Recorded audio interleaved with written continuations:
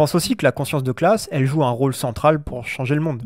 La spontanéité, ça manque toujours d'ambition, c'est limité par tout le travail de propagande de l'idéologie dominante.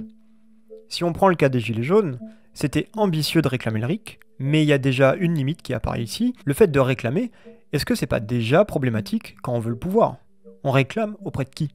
D'une classe dominante qui n'a pas intérêt à partager le pouvoir. Réclamer, c'est stratégiquement faire abstraction de la centralité de la lutte de classe. Si on a une bonne compréhension du réel, on réclame pas, on prend. Si les circonstances le permettent, évidemment.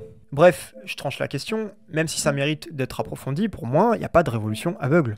La conscience de classe, on peut aussi parler de conscience de race et de genre. L'idée, c'est d'avoir conscience de notre place, quoi.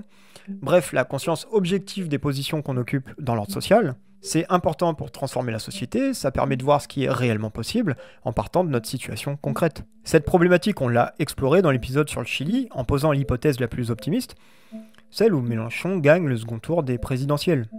J'ai cherché à interroger ça dans tous les sens, et ce qui en découle, c'est qu'une victoire de Mélenchon déclencherait une réaction très forte de la classe dominante. Ce serait non pas une victoire définitive pour notre camp, mais au contraire, un moment d'amplification de la lutte des classes.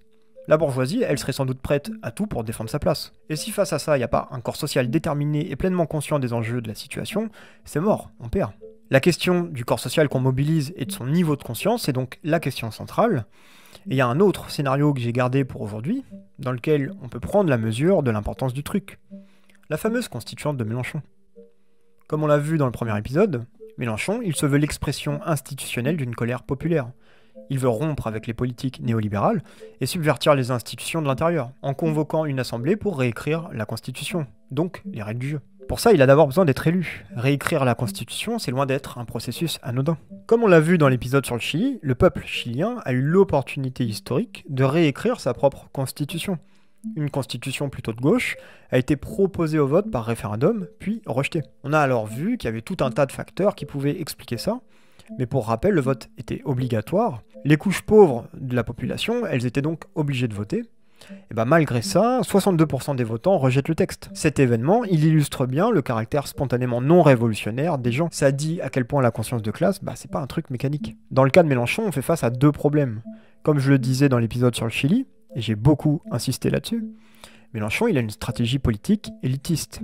Il cherche pas à former en amont un corps social et à maximiser sa conscience politique. Il mise tout sur son élection et éventuellement un sursaut populaire pour défendre son gouvernement de rupture. Dans le cas de la constituante, on fait donc face au même problème que j'ai analysé dans l'épisode d'avant. Comment on peut être sûr que la population défende un projet de constituante progressiste sans conscience politique aiguisée? Alors là aussi, on pourrait se dire que les circonstances pousseraient les gens à se saisir des sujets, à débattre, à s'informer, bref, à prendre les bonnes décisions. C'est vrai qu'on a quelques exemples pas inintéressants autour de nous. La Convention citoyenne pour le climat, par exemple, des citoyens triés de manière aléatoire, confrontés à cet exercice exigeant de rédaction et de réflexion, ils ont fini par se responsabiliser politiquement et ont pris les bonnes décisions qui allaient dans le bon sens. Il y a aussi l'exemple des assemblées de Gilets jaunes.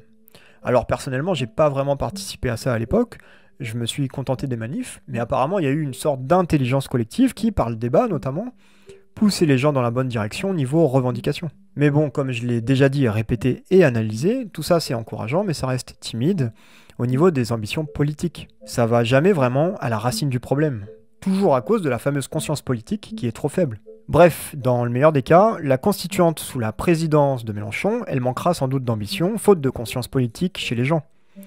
Et encore s'il y avait que ça.